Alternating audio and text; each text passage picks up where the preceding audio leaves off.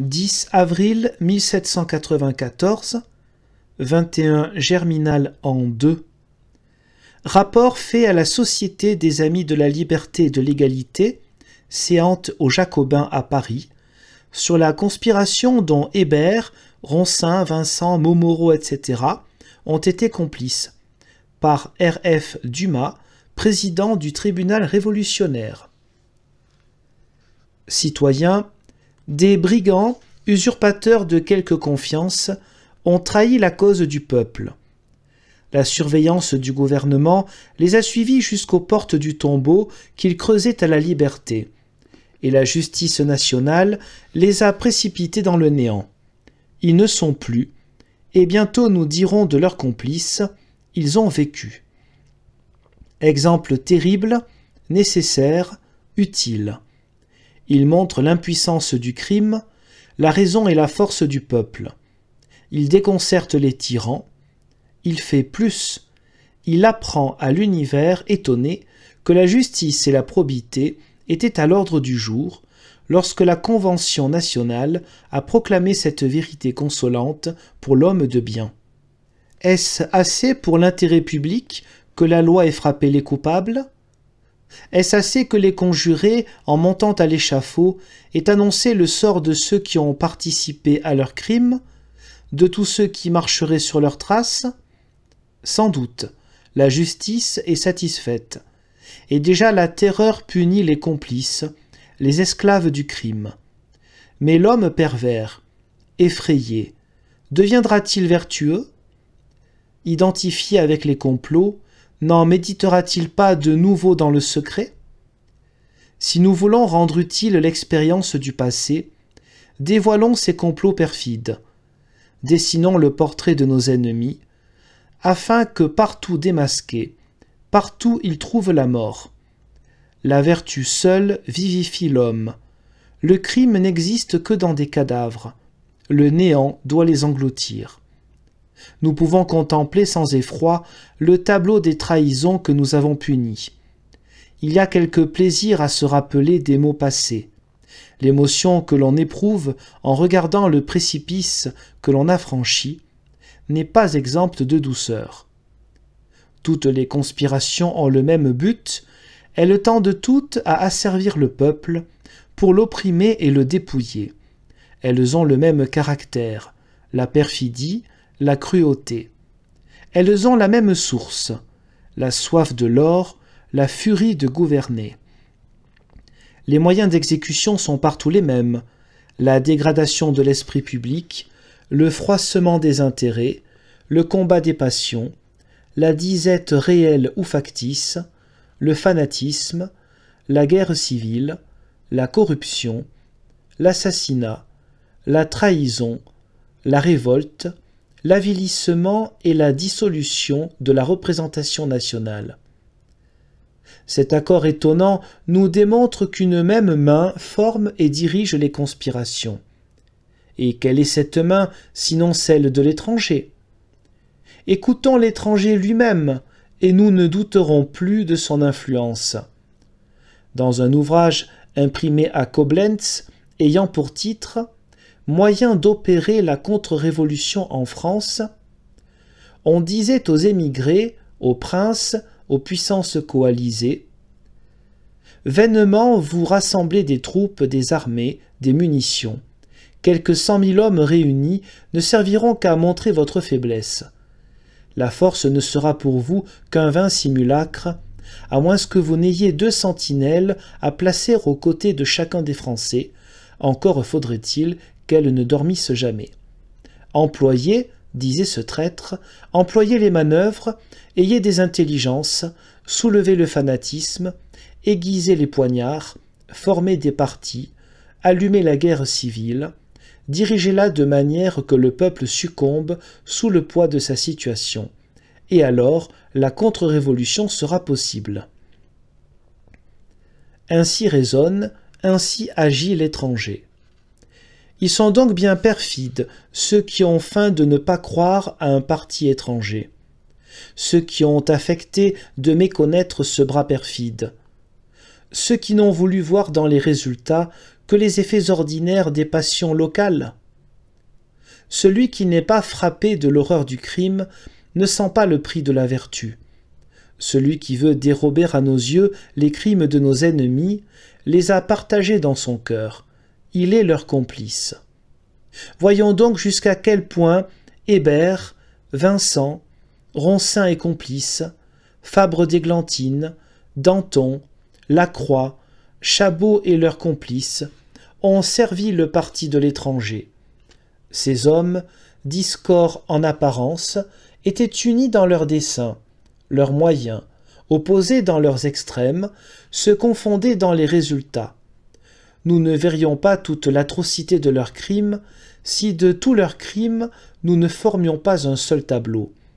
Votre attention se fixera donc encore quelques instants sur cette conjuration que déjà nous avons développée dans cette enceinte. Je parle donc encore à ces hommes infâmes que le néant a dévorés et dont la mémoire ne vit plus que dans les annales du crime. Et ce que je leur ai dit, je le dis à leurs complices. Vous avez, par vos discours, vos écrits, vos manœuvres, tenté d'avilir la représentation nationale. Vous avez attaqué à la fois tous les pouvoirs, pour détruire tout le gouvernement. Vous organisez une disette factice, et dans vos fureurs, vous avez redouté le retour de l'abondance. Vous avez voilé la déclaration des droits, provoqué la révolte sous le nom d'insurrection, affiché des placards pour soulever le peuple. Vous lui avez offert l'abondance pour prix de sa liberté. Vous avez préparé des armes, rassemblé des satellites, enrôlé des conjurés jusque dans les prisons. Vous avez appelé à l'exécution de vos projets parricides les hypocrites ambitieux, les faux patriotes, les modérés, les fédéralistes, les brigands de l'Ouest, les complices de Précy. Ne voit-on pas vos 12 fausses patrouilles égorger les gardes, ouvrir les prisons, réunir les traîtres, s'emparer du Pont-Neuf, de la Commune, de l'arsenal de la Monnaie, du conseil exécutif, du commandant général? N'entend-on pas ce tocsin qui devait amener le désordre, rallier les conjurés, donner le signal du massacre et de l'incendie? N'aviez-vous pas préparé jusqu'à votre retraite dans l'île Saint-Louis, où vous espériez, en cas de défaite, vous retrancher avec plus de succès que ne l'avaient fait les brigands de Noirmoutier? Faut-il vous demander contre qui vous deviez diriger vos poignards lorsque vous avez voué au fer des assassins toute la représentation nationale, excepté vos complices, lorsque les flammes devaient consumer les comités de salut public et de sûreté générale, lorsque vous avez calculé froidement la mort de 100 000 patriotes? N'est-ce pas pour un maître que vous prépariez tant de crimes?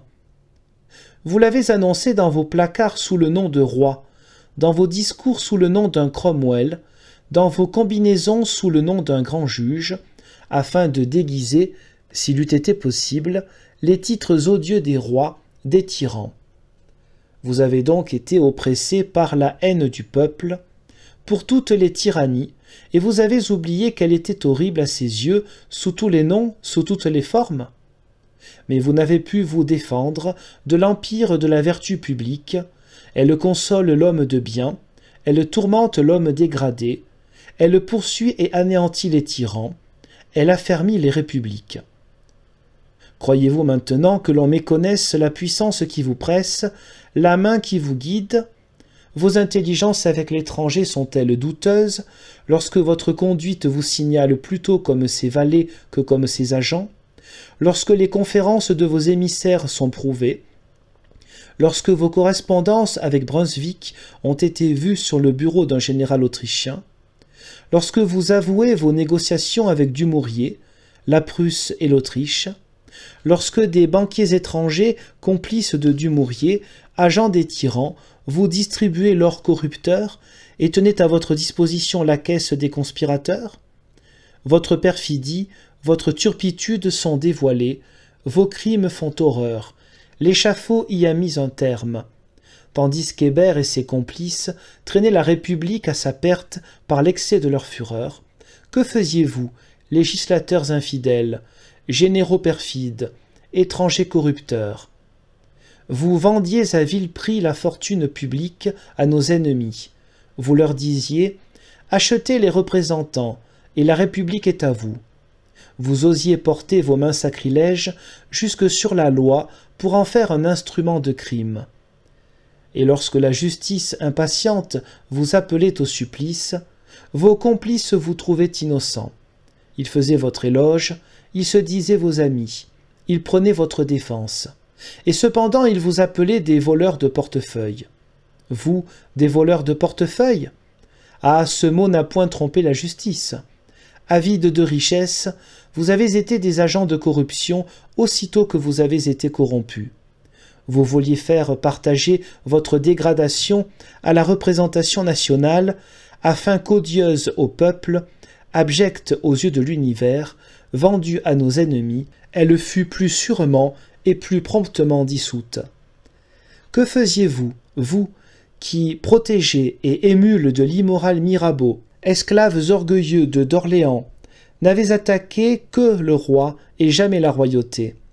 Vous qui, chargés des dépouilles de la Belgique, avez prolongé les crimes de Dumouriez et vanté ses forfaits?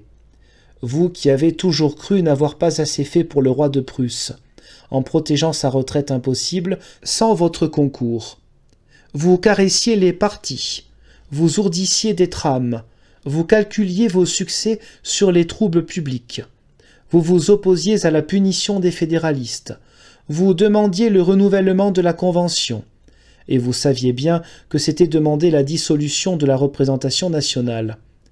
Que faisiez-vous, vous dont l'orgueil insultant ne s'est jamais bien caché sous les dehors de l'importance ou d'une affabilité protectrice?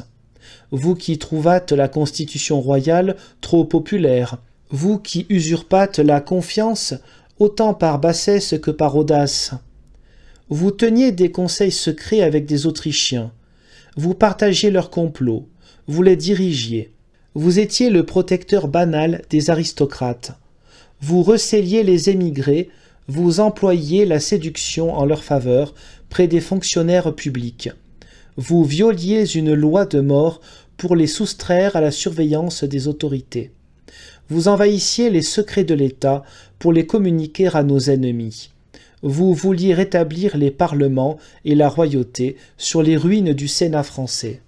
Et vous, Autrichiens féroces, Espagnols sanguinaires, qui n'avez abordé la terre de la liberté que pour la souiller de crimes, qui avez supposé des persécutions, lorsque vous étiez les favoris des tyrans, vous que vos trésors, vos liaisons, vos intelligences amusent, n'avouez-vous pas que vous avez envoyé des émissaires à Londres? Les actes publics ne déposent-ils pas que vous êtes les premiers agents du système de corruption? N'avez-vous pas été les amis de tous les conspirateurs, et jusque dans votre prison, n'avez-vous pas entretenu des intelligences, préparé des crimes pour seconder les crimes médités par Hébert et ses complices? Il en est un parmi vous qui se peint d'un seul trait. Il fut l'émissaire, l'homme de confiance de Dumouriez à l'époque de sa trahison.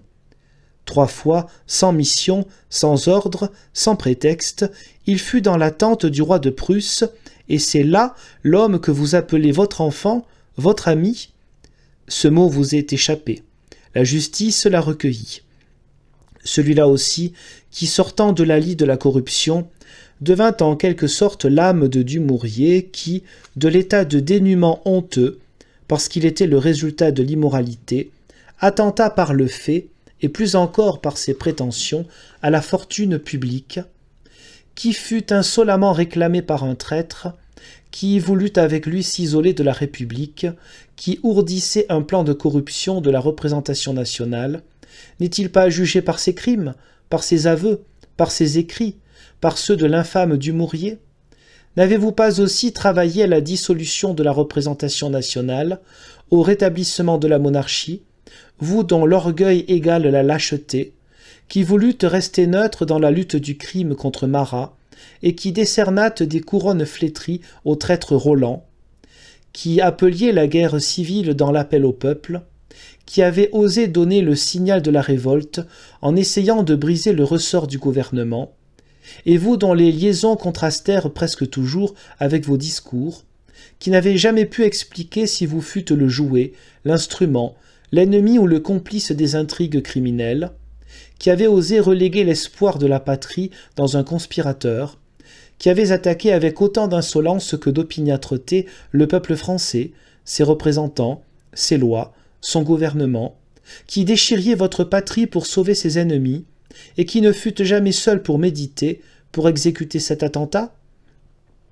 Tels sont les hommes qui osaient se dire patriotes, fondateurs de la liberté, créateurs de la République.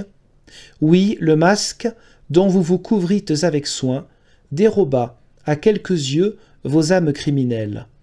Maintenant, il est arraché, et aux yeux de tous, vous n'étiez que des perfides, des traîtres, avant même que le glaive de la loi vous eût frappé.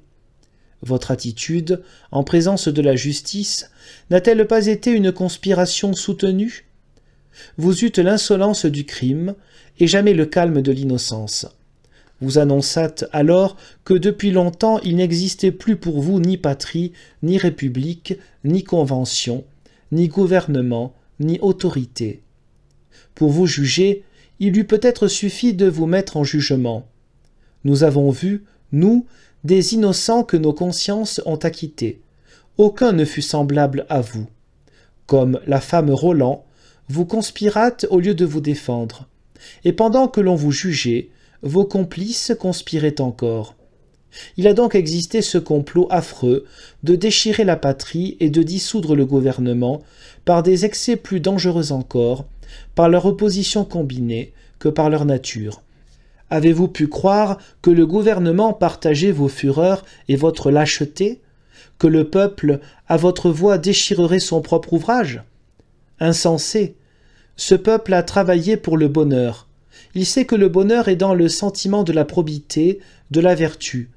Il sait que l'énergie n'est pas une fureur, que la prudence n'est pas une lâcheté.